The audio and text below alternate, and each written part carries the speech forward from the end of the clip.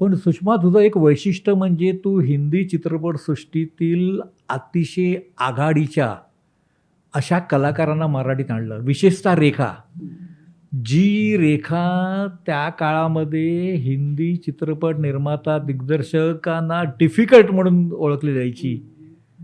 त्या रेखाला तू कुठं कुठं जायचं हनीमूनला, ते कसं काय साध्य केलं? पहिलं तर मी हे सांगते, ते गाण्याचं सांगते की मराठीमध्ये एक तर हनीमून वर्ड आणं, हां, म्हणजे मराठी गाण्यामध्ये हां, इंग्लिश शब्द येणं, हां, हे फार मोठा एक चमत्कार होता त्या काळात. हां, बरोबर आहे. की हां, लोकांना असं वाटलं की काय हे कुठं कुठं जायचं, मधुचंद्र का नाही बोलली, हां, किंवा हे हनीमून कसं वर्ड एकदम आला. हां. तर ती ती सुषमा शिरोमणी आहे ना, तिने हां. काहीतरी वेगळं करणं स्वाभाविक आहे अगदी. ते आहे. मग असं झालं की बाबा ह्याच्यात मग ह्या शब्दांना मॅच कोण करेल. तर त्यावेळेस रेखा भयंकर पॉप्युलर होती. एक तर ती सुंदर आणि म्हणजे तिच्याबद्दल जो ग्लॅमर होता, फारच ग्लॅमर हो, होता हो, त्यावेळेस. हो, हो, हो. तर तीच मॅच करू शकते. हां, तर लकीली मी एका सिनेमामध्ये, जसं मी सांगितलं मगाशी, सावन भादो आपलं सॉरी संपूर्ण तीर्थयात्रा, मी एक पिक्चर केलं होतं हिंदीचं. हां. आणि त्या पिक्चरची ट्रायल म्हणून त्या रामगोपालजीने मोहन सैगलना मोहन सैगल. त्यांना सैगल. बोलवलं होतं ट्रायल हां. बघायला. हां, आणि त्यांनी ते ट्रायल पाहिल्यानंतर त्यांनी मला सावन भादोमध्ये त्यांच्या इकडे रेखाच्या मैत्रिणीचा रोल दिला. हां, आणि रेखाही नवीनच होती त्यावेळेस. पहिलाच सिनेमा. हां, आणि मी पण तशी नवीनच होते. हो. म्हणजे माझं काही तसं काही फार हां. काम केलं असं काही नव्हतं. पण तिची माझी मैत्रीण जास्त चांगली झाली. मग त्यावेळेस जे काय त्यावेळेस कोणाला माहीत नव्हतं, एवढ्या गोष्टी माझ्याबरोबर तिने डिस्कस करायची किंवा सांगायची. आपलं घरचं म्हणा किंवा आपलं बालपण म्हणा, की आपलं जे पण असेल. हां. मला त्याच्याबद्दल काही बोलायचं नाही. नाही. हां. पण माझा स्वभाव असा होता ना, कोणी आपल्याला काय बोललंय तर ते काय आपण काही दुसरीकडे सांगत बसतोय किंवा काय नाही, करतोय. नाही. पण तिची माझी मैत्री वाढत गेली. हां. आणि फार म्हणजे एकमेकाशी कधी बोलायचो आम्ही, कधी फोनवर वगैरे वगैरे. नंतर ती फार बिझी झाली. माझं काही तिच्याशी एवढं बोलणं नाही व्हायचं. पण आजही मी तुम्हाला सांगते, आज आम्ही समजा 2 वर्षात किंवा 5 वर्षात एकदा जरी बोलत असलो ना, आमची मैत्री तीच आहे. अरे वाह! जी मैत्री त्यावेळीच होती, ती मैत्री आज पण आहे. आणि तिला आज पण मी आता गेल्या मला वाटतं 1-2 महिन्यापूर्वी मी तिच्याशी बोलले होते. माझा एक चालला आहे काहीतरी विषय त्याच्याविषयी. पण तिने त्यावेळेसच्या गोष्टी काढल्या, की जेव्हा कोणाला माहीत पण नव्हतं मी कोणाची मुलगी आहे किंवा काय आहे, त्या गोष्टी सगळ्या तुला माहीत होत्या. पण तुझं माझ्या मनामध्ये एवढं प्रेम बसलेलं आहे की तू कधीही माझ्या कुठच्या गोष्टी कधी कुठे बोलली नाहीस. आणि मोहन सैगलचे पिक्चर करणं हे माझ्यासाठी फार मोठी सौभाग्याची गोष्ट झाली, कारण त्यामुळे मला रेखाला आणता आलं.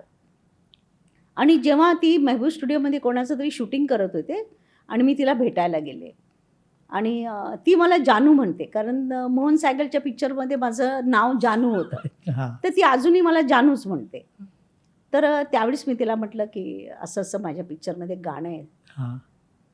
नौवारी साड़ी पहनने को मिलेगी, वो नथ लगाने को मिलेगी वगैरे वगैरे. मला तो एवढा शॉक लागला हां. की ही हा म्हणणार की हा म्हणते की नाही म्हणते.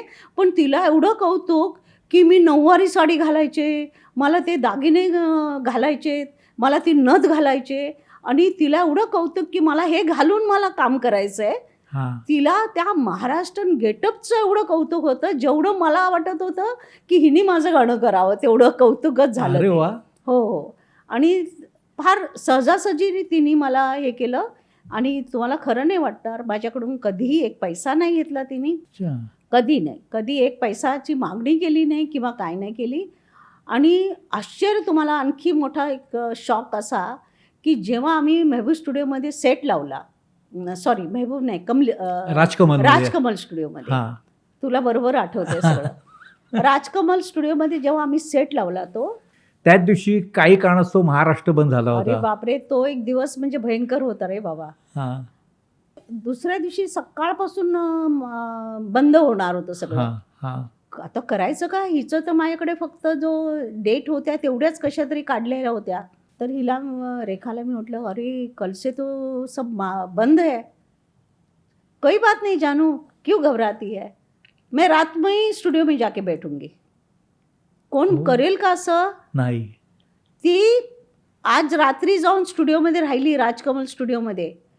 ती म्हणाली सगळ्यांना पहाटेच्या आतमध्ये सगळ्या टेक्निशियनला सगळ्यांना सांग, सगळं आमचं अख्खं युनिट सकाळी बंद व्हायच्या अगोदर आम्ही सगळे स्टुडिओमध्ये आलो आणि सगळा महाराष्ट्र बंद आहे आणि आम्ही शूटिंग केलं कुठे कुठे जायचं हनीमूनला.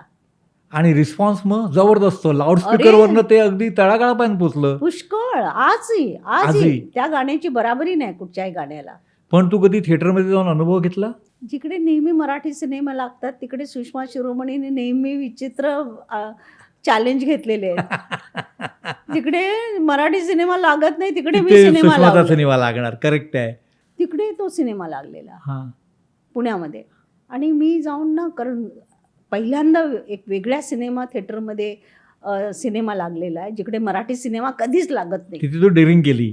तिकडे डेअरिंग केली. हां. तर मी जाऊन म्हटलं बघते जाऊन. जेव्हा तिचं ते गाणं सुरू झालं कुठं कुठं जायचं हनीमूनला, हां. आणि मी एकदम बघते की असं सगळ्या थिएटरमध्ये चमचम चमचम चमचम असं काहीतरी चमकायला लागलं. हां.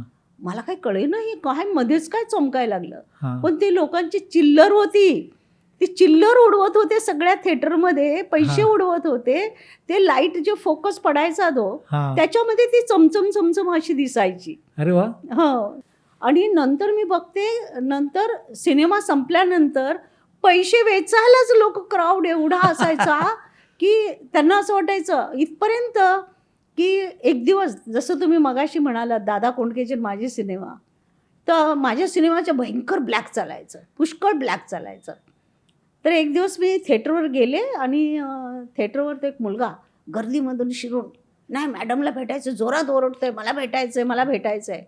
मग मी त्याला म्हणलं बोलवा ना काय आहे. तर मॅडम ही चेन बघितली का गळ्यात घातले मी. म्हटलं तू चेन काय दाखवतो मला. तुमच्या सिनेमाने मला चेन दिले म्हणाले, गळ्यामध्ये चेन घातले मी सोन्याची बनवून.